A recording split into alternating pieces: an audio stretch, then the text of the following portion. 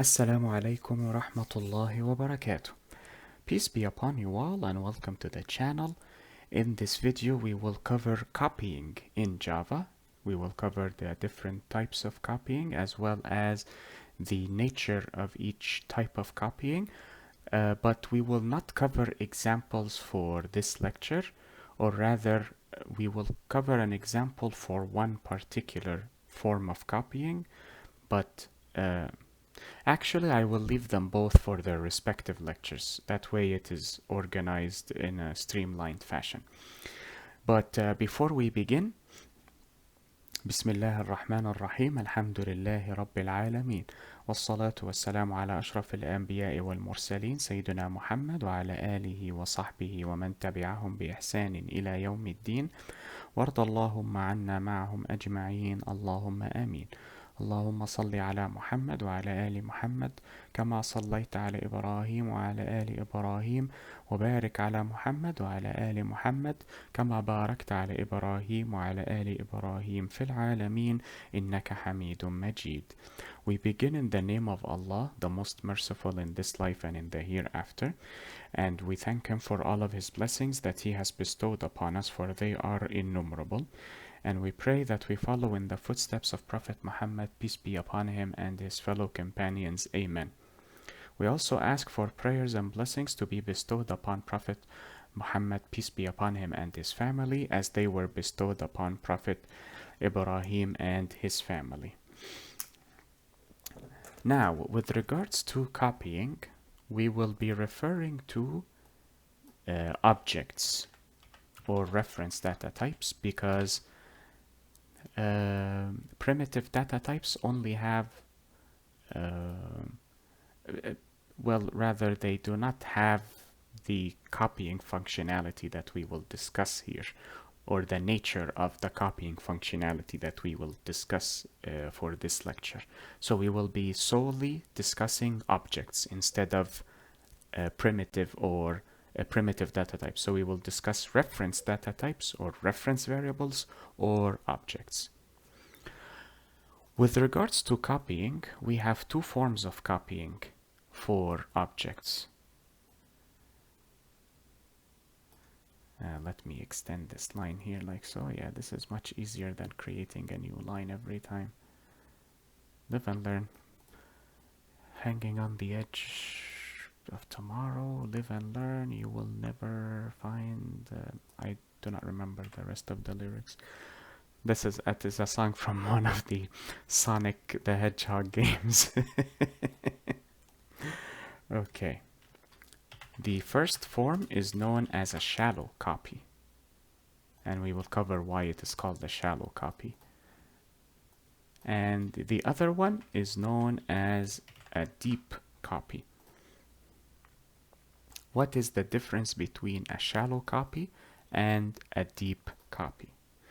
To cover the differences, we will need to illustrate this using our memory diagrams. So we will have our stack, sorry. Perhaps I am hungry. Actually, no, I am not. Oh, maybe because I want to eat beef burgers. Yeah, that is probably why. So we will have the heap here, and we will have the stack here, like so. And let me just drag this slightly there. So I wish to create an object within the heap. So of course it will take place in the stack, at least the reference for it or the pointer for it will exist in the stack, but the object itself, the object's value, will be stored in the heap like so. So, what can I create? A simple string would suffice. And yeah, that should suffice. And I will call this name1. Oh man, I need to lower the font. There. And I will give it the value of, oh wait, not the value, sorry, the memory address, 317, like so. And within the heap, I will just create the name first, Ahmed, like so. And then I will close the memory block. Perfect. And I will add the address here.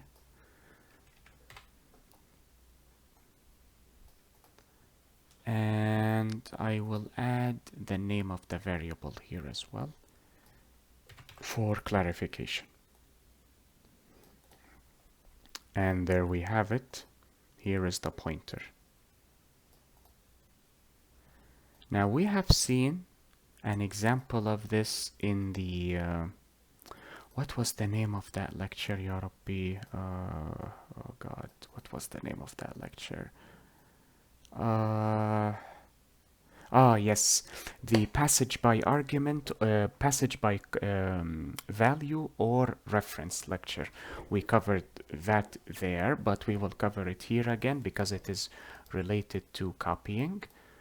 And remember, in Java, we pass by value because we copy either the memory address or the actual value, depending on the nature of the variable, whether it is primitive or reference. We do not pass by reference. That is what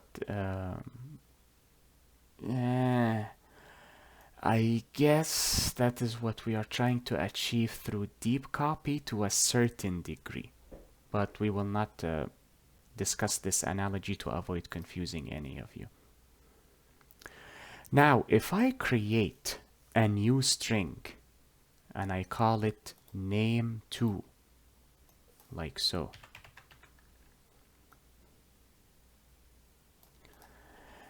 and I what is the word? Equate it or assign it name1, so I say name2 is equal to name1. I am actually assigning it the same pointer here, and this was covered in the, again, this was covered in the passage by value or reference lecture for arguments. Now what happens when I assign this second value, or this second variable, I should say, the same memory address? This reference will point to the same memory address. But here is the problem with this copy. As you can see, this is a copy of this. If I make a change in name2, so for example, if I change this name from Ahmed to, I will paste it here. If I change the name to, for example, let us say Zahi, to commemorate the Zahi way. Oh, wait, I need to, there we go. Perfect. And I'll just extend it here so it covers them. If I change the name to Zahi, what happens is that because there are two variables pointing to the same object, if I make a change through this pointer, it will automatically be reflected on this pointer. Why? Because this pointer is still pointing here. So I will remove this to avoid confusion, because now we have two pointers pointing to it. So since both references or both pointers are pointing to the same object, if I change the value of one pointer, I inadvertently but inexorably change it for the second pointer, as you can see here. So these two, so whatever I make, whatever modifications or changes I implement for this pointer, if I wish to display this pointer next time, it will reveal the changes I made for this, and vice versa or vice versa. Thus, this is known as a shallow copy. A shallow copy involves a copy where the changes implemented in that copy, so name 2 in this scenario, this is the change, is reflected upon or affects the original value, which is name 1. That is what is known as a shallow copy. So in this scenario, the changes I made here, name 1 used to be called Ahmed, but now name 2 is called Zahi, but because they have the same memory address, name 1, or rather the value of name 1, is automatically changed as soon as I make that change for name 2, because as you can see here, I just created it in the same memory block. It was not created in a different memory block. This is known as a shallow copy. Whenever the copy's value affects the original value, that technique is known as a shallow copy, which is normally implemented in argument passage, just for objects, of course, not for primitive data types, because primitive data types occupy different memory blocks. But for objects, since they use memory addresses, it is slightly different. So how do I overcome this issue? I want this to be its separate entity than this. So here is what I can do. I will return this. I will delete this, and I will keep this here because I will need it later. So what I can do is, there we go. What I can do is, instead of copying this directly, I will copy it indirectly through what is known as a deep copy. And for that, we need a specialized constructor. There are interfaces and methods that also create deep copies, but we can cover those inshallah at the intermediate or advanced level of this tutorial, not for the beginner level. We will just cover the deep copy constructors, and that is it. And the reason I started with this lecture is because I feel it will be easier for you to understand immutability in classes after you understand deep copying of objects, because immutability relies on deep copying. That is why I felt it would be best to start with that first. So how would I perform a deep copy? Oh wait, actually I do need this one after all. So I will remove this. So what I can do instead is simply place this in a different memory address, like so, and I will put it at the end here. Oh wait, actually, since transparent selection is not selected, I will do it like so, and I will create a line. There we go. And I will also add the memory address, which is 400. There. And here I have created the pointer. Oh man, it will be quite tight here. There we go, perfect. So as you can see, I have copied just type in the name of the variable just to clarify matters. As you can see here, I have copied the value of name1 into name2. Now, if I change this value to this value, you will notice that name1 remains unaffected, or rather, the value of the variable name1 is unaffected. Why? Because this is in its separate memory block, or is in its separate compartment within the heap. Even though this is a copy of this, it has its own entity, its own memory block, its own compartment. So whenever you create a change in the copy that does not affect or is not reflected upon the original, this is known as a deep copy. Hence why it is called a deep copy, because you actually copy within the heap. A shallow copy is implemented on the stack. So think of this as the surface of the water, and this is the depth of the water, if you like swimming or diving. So that is the difference between a deep copy and a shallow copy. So let us cover the definitions before we end this lecture. So for here, we will say, I will use a different color.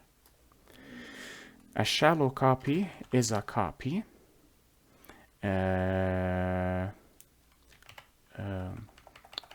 okay, let me rephrase this. How would I define it? Shallow copying creates a new variable with the same value of the original variable, with the same value of the original variable. However, changes in the new copy are, or rather affect, changes in the value of the new copy affect the value of the original variable. There we go. Why is that? Because the two variables, the copy and the original, share the same memory address. Yeah, share the same memory address. Now for the deep copy, deep copying creates a new variable with the same value of the original variable. I realized I could have copied it from here. However, changes in the value of the new copy do not affect the original variable, because the two variables share different memory addresses. There we go. Perfect. Now, I believe that is it for this lecture. We will cover examples for shallow and deep copies, inshallah, later on, bi'idhnillah. I hope this lecture was helpful and beneficial to you all. Enjoy the rest of your day, everyone. Be safe, take care, and peace be upon you all. Wassalamu alaikum wa rahmatullahi wa barakatuh. Allahumma salli ala Muhammad wa ala ali Muhammad kama sallaita ala Ibrahim wa ala ali Ibrahim wa barik ala Muhammad wa ala ali Muhammad kama barakta ala Ibrahim wa ala ali Ibrahim fil alamin innaka hamidun majid.